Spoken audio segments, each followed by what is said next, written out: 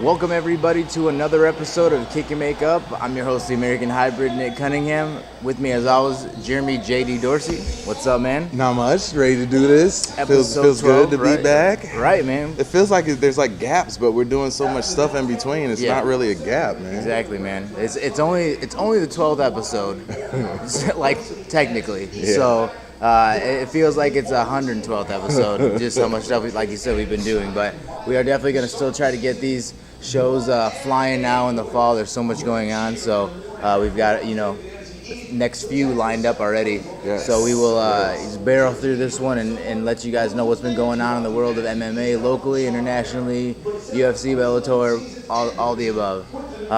We're going to start off today and give a big thank you to Laura and Roosters Bar and Grille, where we're at right now. So kindly let us come back and shoot the show here. Oh, yeah. So big thank you to everybody here at Roosters. Come and check them out on the weekends, Friday, Saturday nights, during the week. They've got all kinds of stuff going on. So also, we're not going to say anything yet, but we do have an announcement. We're not going to tell you what the announcement is. We're just going to say at some point there's going to be an announcement. It's going to be big. It's going to be big again. Big. And that's all we're going to tell you right now. A big shout out to Roosters. Yes. All right, so we're going to get the particulars out of the way before we get into the show. This is the Kick and Make Up show. www.kickandmakeup is where you can find all of our archive stuff, anything we've done, all the other shows, interviews, the interview series that we did at UFCs and locally, my articles that I'm still writing for Ola America newspaper, and just get to know what we do, and so you can kind of get caught up with how we do this show, pretty much. Yeah, there's a ton of stuff on there. I mean, every time we do an event or we go somewhere or we do something, we take pictures, we try to do a show. There's just so much that you can check out there. So don't be afraid to go check it out. It's definitely worth your time. Nobody else is really doing this stuff on a local scale, and not too many people are really even doing it nationally. Like there aren't too many options for people out there, but we're definitely one of them, and man, I'll stand behind our product forever. So check it out. It's free. It's not charge you. It's only gives you up a little bit of time. So right. It's worth it though if you're a fan of the sport. So when you go there, after you're done, if you have any comments, any questions, stuff you like, didn't like, hit us up at kickandmakeup@gmail.com. Let us know what we can do better, what you want to see. If you don't want to go that route, then obviously 90% of people these days are on Facebook. So we've got a Facebook page that you can go in and do live polls during the show or during the events. Give your opinions on the fights. We do fight updates during the fights, cage side coverage from wherever we're at. And so make sure to get an invite. It's free to do that too. So invite yourself into the group, click you in, good to go. If you want to do some more laid back approach to the Kick and Make Up, that's our Twitter at Kick and Make Up. At Kick and Make Up is the shows, and at Hybrid MMA is mine. And we can just kind of lounge around and. Yeah, it's a little more unfiltered, just sort of the, random train of thought that we have going on at that moment. Super random at times. Super random. Yeah, but it's fun though. It's fun. Check them out. So that is the particulars. So no reason not to get a hold of us. We're gonna get right into this show. We do it in 3 segments: the high kick, the low kick, and the That's Some BullKick section. The high kick is what's the best thing going on in the past week, or what's something coming up. The low kick is the worst thing going on in the week, and That's Some BullKick is where we just kind of get on our soapbox and rant and rave and say what we want. There's no filters, no nothing. We don't care. If you don't want to be on the BullKick, then don't do the BullKick stuff that you do. Don't be BullKicky. Right. Nice. Well, I have to make up words on this show too. We got to keep a log of the words that we make up on the show. Have our own Kick and Make Up dictionary by the end of the year. I like that. There we go again. The marketing wheels keep on churning. All right. So the high kick this week. It was no surprise to anybody that you guys probably figured that we picked the UFC 165 main event between Alexander Gustafsson and Jon Jones for the light heavyweight title that happened last Friday night. A lot of people were talking about, even the UFC too, they were just saying, it's the height. There was no advantage because they were the same height, they're the same age. Bones still had a bit of a reach on Gustafsson, but Gustafsson was a little bit taller. Yep. And I think people just kind of thought it was going to be a 1 or 2 rounder by Jones, even though they were the same height. And it was the exact opposite. Yeah, it was a grind of a fight, but I mean it was filled with action. Like sometimes you have those fights that sort of have all this hype behind it, sort of like Mayweather Alvarez, but they have all this just tons of hype, just tons of anticipation, and then the final product doesn't live up to it. And sadly, I would almost say after Mayweather Alvarez, this was almost a little bit more of an afterthought for people, right. Outside of outside of MMA circles. But man, did this fight deliver! It was action packed. Never seen Jones take as much damage as he did. I mean, ever. He got taken down for the first time in his career. Like that was a stat that I knew of. And when it happened, you just kind of look like, did that really happen? Seen it. Like, it was amazing. Just some of the other things during the fight. It took Jones 10 times to take down Gustafsson. Gustafsson's tough to take down 10 times. That's amazing when you've got the caliber of fighter like Jon Jones going for you. Right. And so it took him 10 times. The very end of the fight, he finally got a takedown. Like you said, the jab was killing him. Gustafsson's chin is amazing. Incredible. He's taking kicks, taking knees. Elbows. Spinning elbows. He's taking spinning elbows to the face and just still trudging forward. And then throwing spinning elbows back himself. Yes. With that being said, I had Gustafsson winning the fight. Let me like I just threw that in there. So what happened was it was a unanimous decision win for Jones. Yep. I'm not sure how that could happen because Gustafsson, I thought clearly won 4 of the 5 rounds. Round 4 was obviously Jones just had a surge of energy and ruined Gustafsson in round 4. But other than that, that was the only round he won. And so if you're judging on, I don't know, ring dominance, and you're judging, I don't know. Like I said, there's always those, like, he didn't, Gustafsson didn't win, so Jones won the fight. It was an awesome fight, but I have a hard time with you got to beat the champion to be the champion, like literally, because they didn't do that with Ben Henderson. He majority decision Frankie Edgar. Yeah. Got the belt. Yeah. So this was that type of caliber of fight too for me, and why do you think Jon Jones won the fight? Yeah, I definitely think Jon Jones won. I think the first 2 rounds went to Gustafsson, and then the final 3 I think went to Jones. I don't think it should have been. It probably shouldn't have been a unanimous decision. Definitely a split decision. Somebody had to see that fight going for Gustafsson. I mean, it was way too tight for that. And I am sort of the opinion that you have to be a little more dominant, I guess, and sort of really take out the champ so that more dominant than he was in that fight. Yes. All right. And the only thing that I say is that I think that the amount of damage that was being dished out sort of shifted as the fight went along, and as things sort of progressed and carried on from the beginning of the fight, you saw more and more people, or you saw more and more of Jones being able to get his shots off and being able to do damage. And it definitely wasn't like that in the first 2 rounds. But yeah, it's one of those things where you have your opinion, and I'm glad I'm not an official, or that I have to be a judge and try to figure those things out and have so much riding on the line, because that fight was was razor thin to call it either direction. And I kind of just feel like you gotta, if he really wanted, not that if he really wanted, I'm not gonna say that, but if he was going to win, he was gonna have to be completely dominant, especially in that final round. And I thought that it was, both guys got off shots and both were exhausted. You could tell. Right. I mean, they were falling all over the place, and not falling all over the place, but you could just tell that their body language and stuff. They were shot. Right. But I really think that if he would have turned it on a little bit more towards the end, I think he could have pulled it out. And it shouldn't really work like that. Yeah, but it does. It shouldn't work like that at all. And especially if you got a unanimous decision, that means that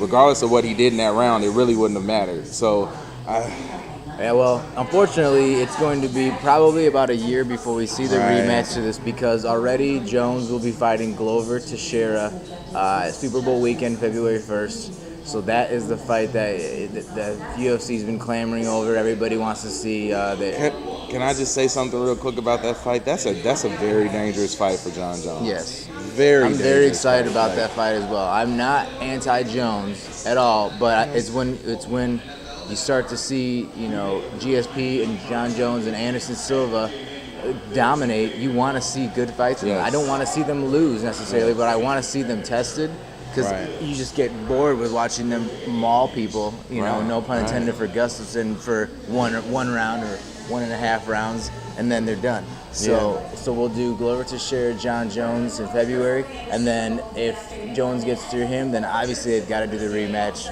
summer again, late summer, something like that. So I don't know, man. I'm gonna have to. I'll be giving my picks for the Jones in February, but it's gonna be. That dude's a monster. Glover Teixeira, we've had a chance to see him fight. He's just so calculating that is a very dangerous fight for him. But regardless, it's going to be interesting to see who they put Alex Gustafsson against. That's what I was going to say. I don't know who you light heavyweight. I don't know. I mean, right now I'm just trying to think Bader's still up there, I guess. But what's a win over Bader really do for you these days? I mean, after almost beating Jon Jones, becoming very close, what do you do next, really, if you don't fight him next? Yeah, anything's a step down. Right, yeah. I was going to say that there's no sort of opponent that you can take on that's going to be higher than that and to come so close and not be, it's not a situation like, Silva had when he lost his fight, that there's, immediate talk of a rematch, and then they said it immediately, and it's just like, okay, it's going to happen. Yeah, but in this situation, it's not, I really thought that at all. What would happen this time, too. And, Glover Teixeira, it just needs to know, too, you're still new enough to where, a fight like that happens, you've got to understand, they're going to do that rematch. But they're not, so he better capitalize on this. Yeah. And then, then I guess Gustafsson, Teixeira, which is interesting. We'll see, man. And one of the things that I think is going to be a trend that we see in MMA, specifically the UFC, is that is that you're gonna find that you have stars now that are past, I won't say past their primes, but they're at that point where they're gonna be beatable. Yeah. And you're not gonna see that otherworldly dominance that that you've seen out of a GSP, or that you've seen out of Jon Jones, and Silva's already lost. So as time goes on, those guys are going to start fading away, over the next few years, and you're going to see these up and comers come up and be able to knock off a few of these guys. Yep. So high kick and makeup, high kick of the week goes to UFC 165 main eventers Jon Jones and Alexander Gustafsson, and can't wait to see the rematch whenever that is. Whenever. Oh, shifting gears to the low kick. The low kick this week for the Kick and Makeup show goes to Nate Diaz for tweeting last Monday that he will not be able to make the tough finale in November with his rubber match fight versus Gray Maynard because he has his high school reunion to attend, and he can't make it. He's got other obligations. Now, go ahead. This is like the low kick bull kick for you. For the next 15 minutes of this show, we're just gonna talk shit. You know what? I had my 10-year high school reunion a few years back, and I had an unbelievably good time. It was nice to see all the hot girls who were hot girls in high school have completely fallen off the map, and all the guys who people considered to be losers and not cool, like me a little bit, now we're cool. Look, got a show. Too bad. So maybe I like that's the what pause right there. Got a show, and then keep going. Yeah, right. Maybe that's what Diaz wants to do. He wants to come back and rub it in all of his classmates' face that that said he didn't succeed. And I told you, I showed you guys I'm the biggest asshole in my sport.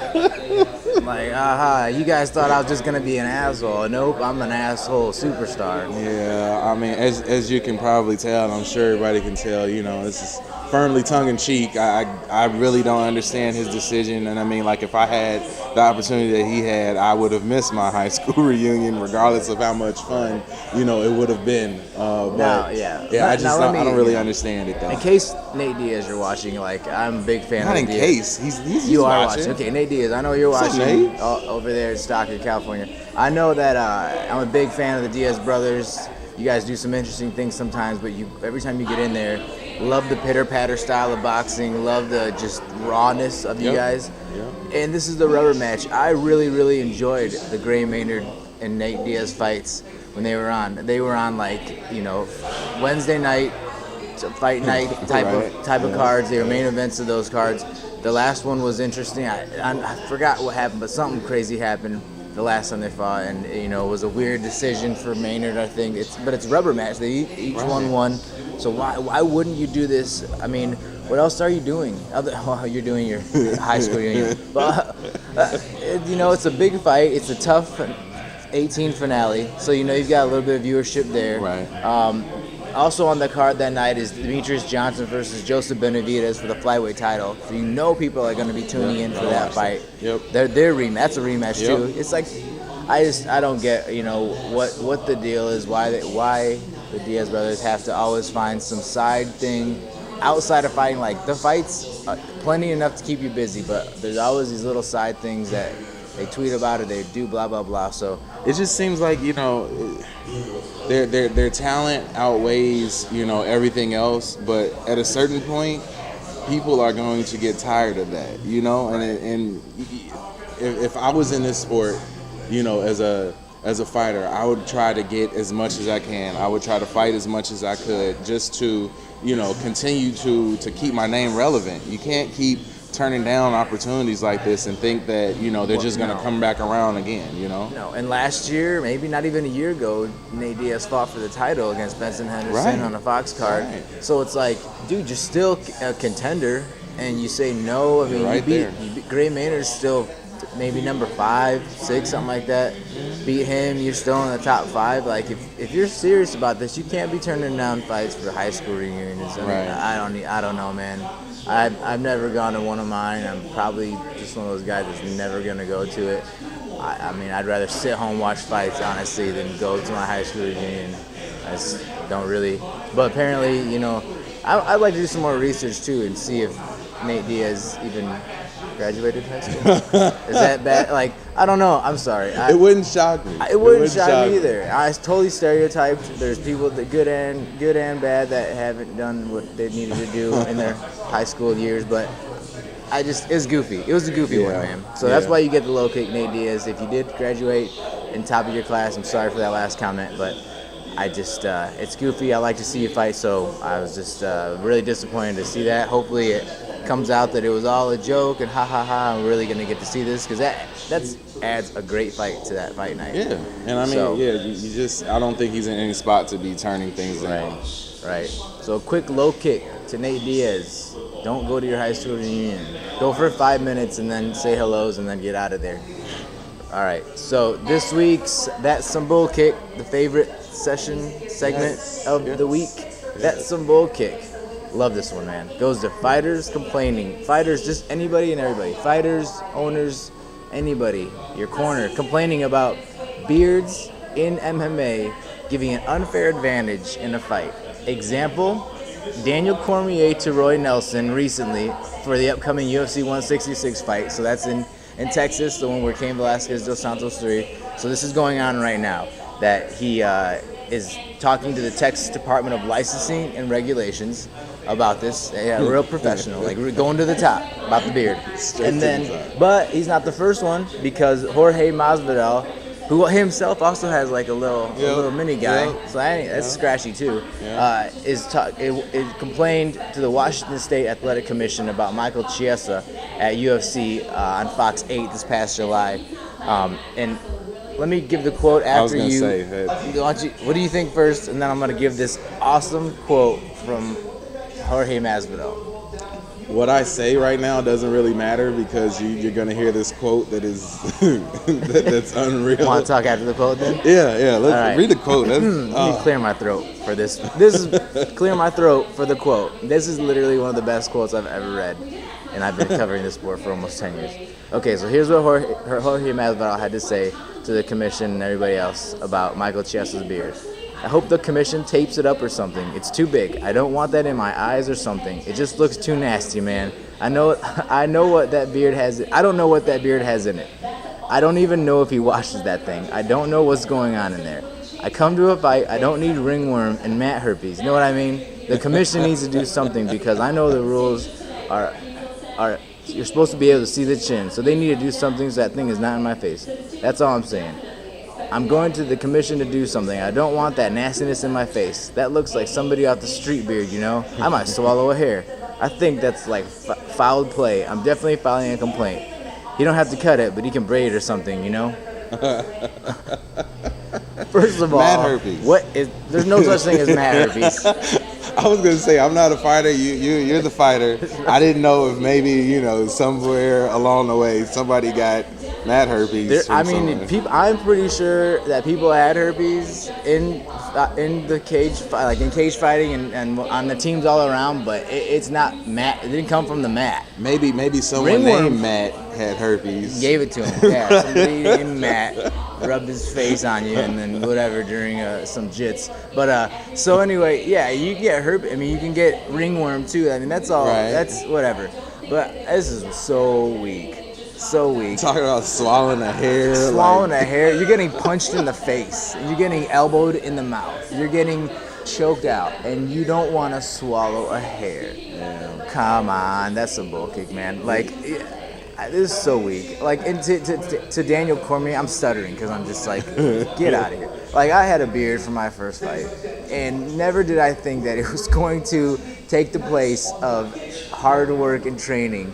That, oh man, I missed a week of training. Well, if I just grow this beard, that'll make up for it because that'll absorb the shots more. You get punched in the face. It's going right through that beard, hitting your chin. It's not gonna absorb anything really. I mean, it's more of a mental thing maybe. Like you feel tougher, whatever. It's just grimy. You're just grimy. You start going there kind of caveman-ish. So I think it's more of a mental thing. But we're gonna start having dress codes in MMA. I was gonna say, if anything, maybe a lack of body hair might be more difficult to deal with as opposed to someone having too much hair anywhere. You know what I mean? So like I could see someone being like, this dude has shaved every ounce of hair off his body. So once he gets sweaty, you're not gonna be able to grab him as easily. Like, I can understand that, but to complain that someone's, facial hair is gonna either give them extra padding or provide them with some sort of advantage, like that's straight up BullKick. Straight up BullKick. That is some BullKick, and I like this sport a lot. I love this sport because you don't have the crybabies and you don't have all that stuff in this sport of complaining about this and that. And now we got guys complaining about beards.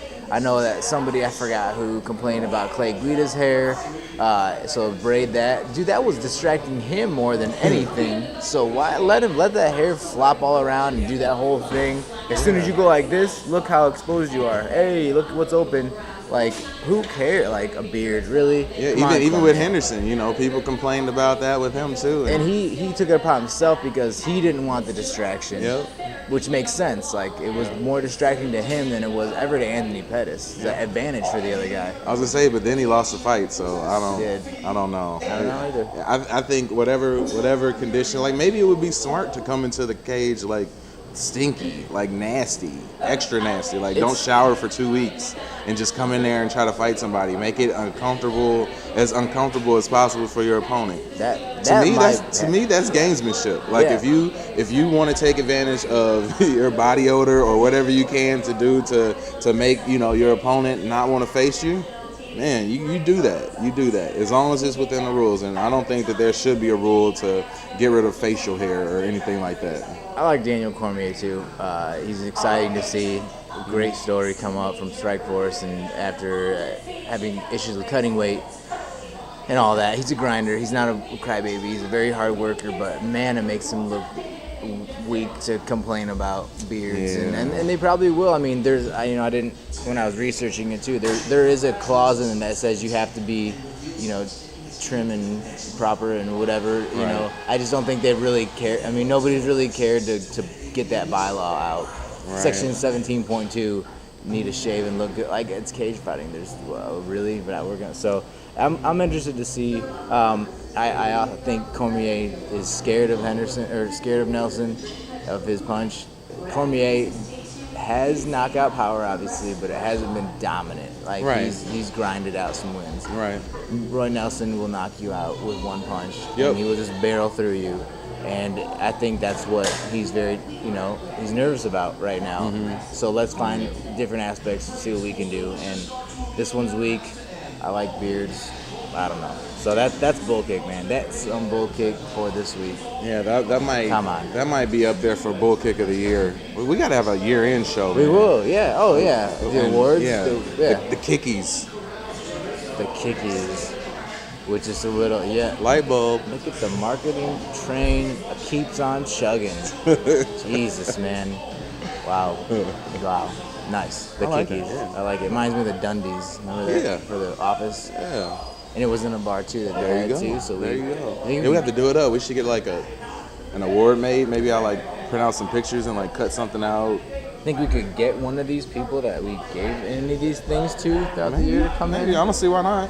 Nate Diaz, if you're not having another high school reunion, you want to come and get your low kick award, it's an award. Yeah. But it's still like saying that we like you. It's a major award. Right. Major. Right. So anyway. Like a leg lamp. Like a leg lamp. Nice. Well done. Now, do you think people are going to understand that really? If they don't, figure it out. Yes. That's awesome, man. That's it, man. That's some BullKick. I'm done. I'm done with this show on that note, on the beards. I'm going to say this show is a success. Definitely. I'm very excited to do our next show. Yes. Next show is going to be ginormous. The last time we did, so our next show we're going to have Caged Aggression Mixed Martial Arts, formerly Extreme Cage Rentals, President Mike Goodwin on to preview the Caged 11, the Uprising show in a couple Saturdays from now, October 12th at the River Center in Davenport. So the last time he had his Caged Aggression 10, we had him on after the show, broke down all the cards. Right. We got a ton of hits. I think our most hits any show. Probably. So we're going to try to do that again, except have him on before and have him on after. So, it'll be some of the fights, it'll be a majority of him letting us know also who these guys are that he's getting out of town. Sometimes we don't know every single fighter on the card, but there is some treats, I will say, on that card. There's some big fights. Time. And if you're a fan of, local MMA or, just an MMA fan in general, there's no reason that you shouldn't, if you're in the area, come out and check out this card because it's going to be unbelievable. I can't wait to talk about it. I don't want to jump into, dissecting some of the fights ahead of time. We got plenty of time next week. Yeah, that'll be our next show. And make sure you guys go, like we said, to our Kick and Make Up Facebook page. We are uploading all the previews, all the teaser trailers, and everything about the guys fighting on the cards. And then you can also see all the information of where to go to get tickets. Mike Goodwin's information is on there. You can type in Mike. He's not going to care if we say type in Mike Goodwin's name into Facebook. Yeah. All that stuff comes up. Type in Caged Aggression. All that stuff comes up. So, just Google it. Caged Aggression 11, The Uprising. Get your tickets. It's going to be awesome. It's really going to be their year-end show, so I know they're putting in a lot of stuff to this, and we've got couple, like I said, man, we'll wait. There's some good ones, man, so you're not going to want to miss it. There's a few doozies on that card. Right. So that about wraps it up here. Kick and Make Up, episode 12. Thank you again to Roosters Sports Bar and Grille. Get down here. Whenever you're watching this, get down here. If it's lunch, dinner, after work, whenever you're watching this, I'm pretty sure they're open. It's in a bar. So get down here, show them some support for them. And thanks for them showing us support. Keep that support circle rolling. They have the support, Yeah, right. In the nest. Everybody's in the nest. There you go. There you go. We're constantly expanding our nest too, so we're not afraid to let people in, and people aren't afraid to let us in, fortunately. So we're going to continue to do what we're doing. Fort Till Bellator coming soon, October 1st. Man, we didn't even talk about that. Rod Montoya, Bellator. Forto Bellator. Watch out for all the clips coming up, man. We got a lot going on right now. Tons. We'll hit up Forto Bellator next time, man. Yeah, definitely. That about does it. Kick and Make Up, episode 12. I'm your host, the American Hybrid, Nick Cunningham. Jeremy J.D. Dorsey. Remember, don't solve it in the streets. Take it to the cage and kick and make up.